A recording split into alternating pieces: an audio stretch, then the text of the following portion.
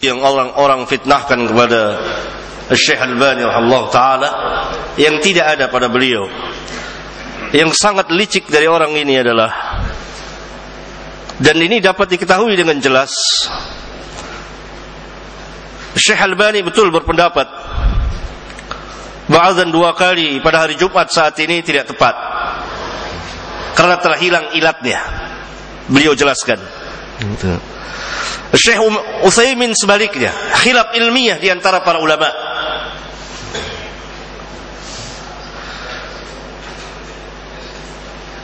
Sayangnya orang ini tidak membawakan perkataan Syekh Utsaimin yang begitu banyak yang memuji Syekh Albani.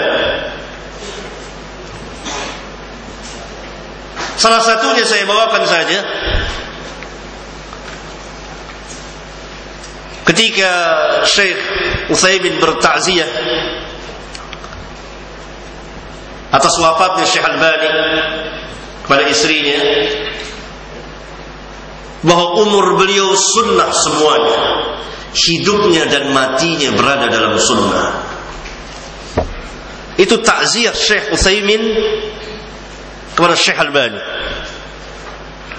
Dan pujian-pujian yang lain banyak sekali. Jadi di sini dibawakan perkataan, betul Syekh Utsaimin mengatakan perkataan ya'ti rajulun fi hadzal 'asr. Yang dimaksud bukan Syekh Albani. Kalla thumma kalla. Kelicikan penulis untuk menyudutkan Syekh Albani.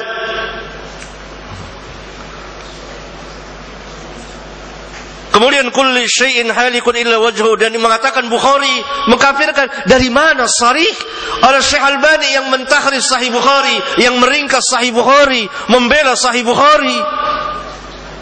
Ini fitnah yang sangat besar sekali. Kemudian mengajak membongkar kubah, tidak pernah ada di Tahdhirus Sajid tertulis tidak demikian.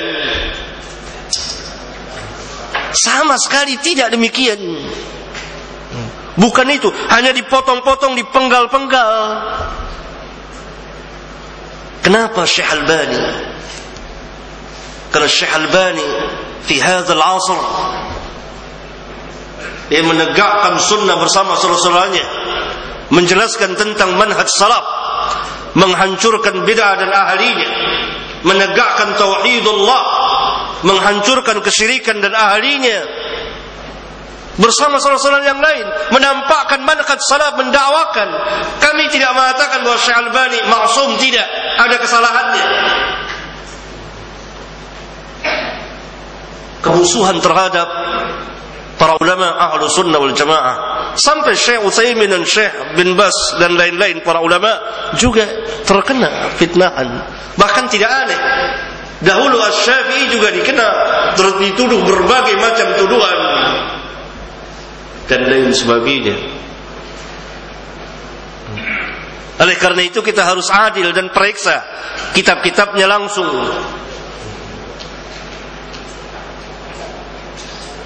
Tidak mungkin Syekh Nasir langsung mengatakan, Syekh Utsaimin langsung menuduh Syekh Albani. Tidak. Perbedaan ilmiah dalam masalah ijtihadiyah, dalam sebagian permasalahan ahkam wajar di antara para ulama, sebagaimana perbedaan madhab yang 4. Ada yang berpendapat demikian dan begini dan seterusnya. Oleh karena itu fitnahan seperti tadi, Syekh Albani tidak mempunyai guru adalah min abtalil batil, dari sebatil-batil perkataan. Karena begitu banyak gurunya Syekh Albani dan dijelaskan. Dan hal yang tidak masuk di akal, seorang berilmu tanpa guru dan mengetahui dengan sejumlah hadis dan rawi. Sehingga Syekh Abdul Aziz bin Baz mengatakan tidak ada di kolong langit ini orang yang lebih alim pada zaman ini tentang hadis selain Syekh Albani.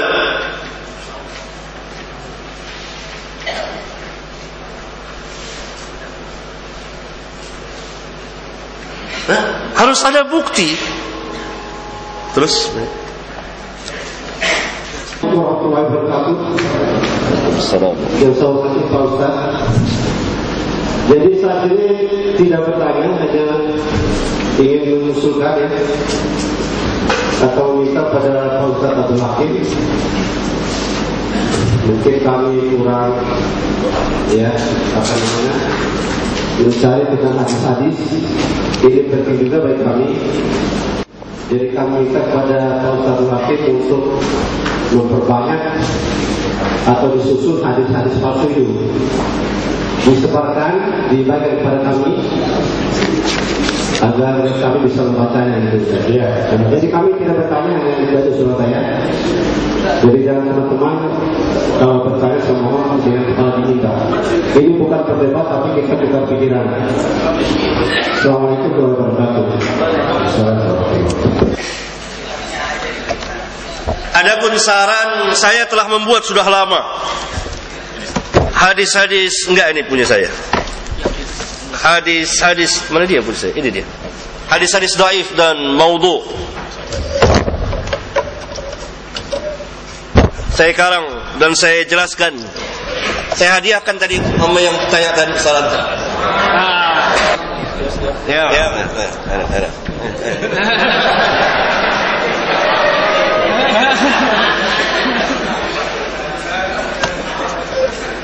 Nanti insyaallah akan terbit jilid kedua hadis-hadis dhaif dan maudhu, khususnya yang beredar di masyarakat kita, barangkali bisa bermanfaat.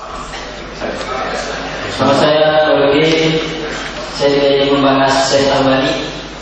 Tadi saya mendengar salah satu hadis yang dikatakan maudhu. Mari kita meneliti tentang ayat Quran yang berbunyi wabtagu ilaihil wasilah. Wasilah ditafsirkan oleh Al-Imam Syafi'i adalah siapa?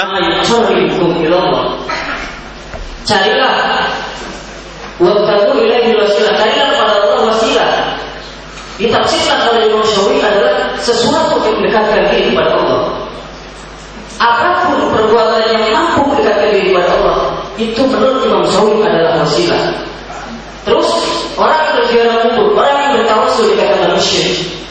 Takrif musyrik di dalam kitab Kabair, anta buta ghairah. Seseorang yang menyembah kepada Allah, kepada selain Allah, menyembah batu, menyembah gurunya, bahkan menyembah nabinya pun itu adalah musyrik.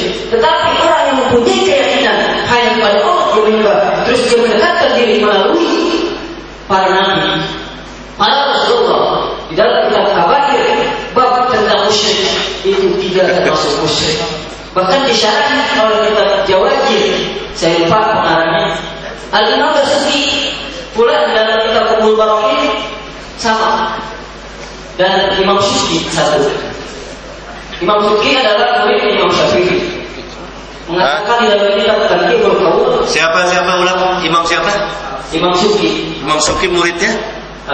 Imam Nawawi. Imam Syafi'i. Imam Syafi'i. Pemuka mazhab Imam Syafi'i. Imam Syuki muridnya Imam Syafi'i. Pemuka mazhab Imam Syafi'i. Ya. Bisa jadi. Lanjut. Imam Syuki tadi sering dibahas tentang masalah hadis. Dia mengatakan dia tujuh ahdu bi hadisin dhaifin fi fadailil a'mal. Terus Imam Syuki berpendapat di dalam kitab Fathul Mu'in, Imam Syuki yang melakukan tentang sholat qadha dan sholat fidyah, dan bisa orang yang telah ini pembahasannya kemana antum ini? Enggak, saya biasa. Coba difokuskan pembahasannya jadi mudah, kemudian tepat, kemudian enak didengar. Maksud saya gini. Jadi apa tawassul? Antum mau mengadakan pembelaan tawassul syirik, itu yang dimaksud? Ya udah paham saya. Ya. Paham. Kalau itu saya sudah paham. Kedua masalah tadi udah, cukup dulu satu dulu. Oh iya. Cukup dulu satu dulu.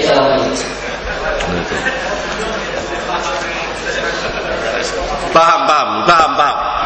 Yani wabtagul al-wasilah, para ulama sepakat menerjemahkan apa? Al-qurb, taqarrub, mendekatkan diri kepada Allah. Dengan apa? Mendekatkan diri kepada Allah dengan apa?